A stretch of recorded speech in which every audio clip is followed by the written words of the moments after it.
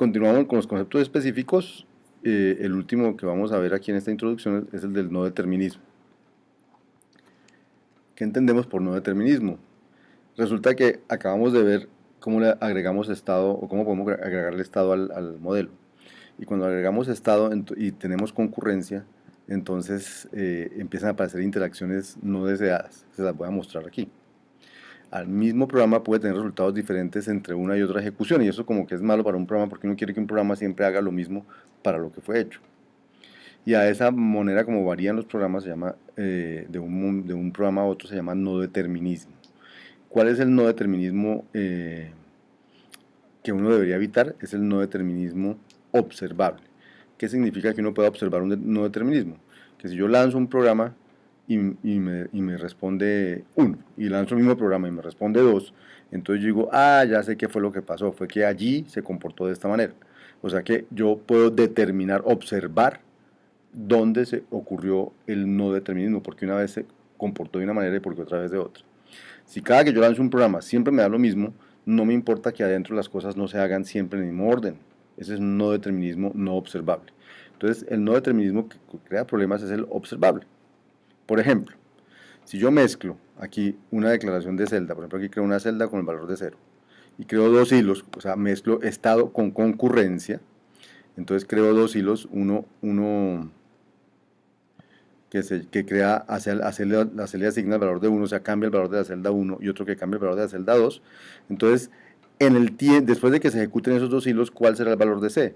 Entonces resulta que aquí puede haber dos tipos de ejecuciones. La primera, que se cree la celda, y que luego se ejecute primero el primer hilo, a C le asigne 1, se ejecute el segundo hilo, a C le asigne 2, y luego el contenido final de la celda sea 2. Pero también hubiera podido ocurrir que se ejecutara primero el segundo hilo y luego el primer hilo, y al final de la ejecución el contenido de la celda sea 1. A eso es lo que llamamos no determinismo, ¿cierto?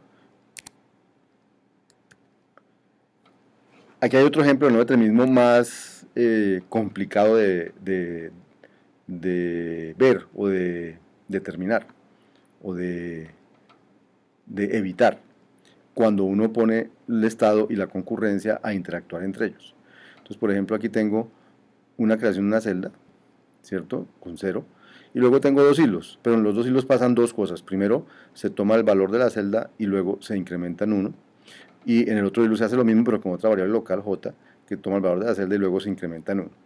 Entonces la pregunta es, ¿cuál es el contenido de la celda después de que se ejecuta todo el programa? Entonces, de nuevo, la respuesta depende de en qué orden se ejecutaron los hilos. Una posible ejecución podría ser, C empieza en 0, luego se ejecuta el primer hilo, y entonces I coge el valor de C. Pero ese hilo se detiene en ese momento, porque los hilos no tienen por qué ejecutarse completamente, porque pueden tomar algún tiempo, y para darle el programa, para darle cabida a todos los hilos, puede detenerlo y poner a ejecutar otro hilo y luego volver. Eso es concurrente. Concurrente significa que los dos se pueden ejecutar al tiempo y no importa en qué orden. Entonces se detiene, le da el paso al segundo hilo, luego vuelve y le da paso al primer hilo, aquí sigue con el segundo hilo y luego le da paso al primer hilo. Al final aquí C contendría el valor de 1, ¿cierto? Pero si por ejemplo se hubiera ejecutado primero todo este hilo y luego todo este hilo, entonces al final C podría tener el valor de 2. O sea que ahí hay un no determinismo, de nuevo, que uno debería tratar de evitar. Entonces, por eso programar con concurrencia y estado juntos es un asunto de dominar esas intercalaciones que se dan en el no determinismo y, de ser posible, no use estado y concurrencia al mismo tiempo, porque dominar esa intercalación es una tarea del programador, o sea, es una labor que tiene que hacer el programador extra a lo que tiene que hacer normalmente. Y este es el concepto de no determinismo. Redondeamos entonces para dónde vamos. Entonces, ¿a dónde vamos en este curso? Vamos a estudiar y practicar diversos modelos de programación. Entonces vamos a comenzar primero con el modelo declarativo. El modelo declarativo es el más sencillo, es el más fundamental, el que tiene como más cosas que introducir al principio y por eso nos demoraremos un poco más en él. Luego pasaremos por los siguientes modelos: el concurrente declarativo, el modelo con estado explícito, el modelo con paso de mensajes, el modelo orientado a objetos y el modelo relacional. Y y en ese momento pues habremos terminado el curso.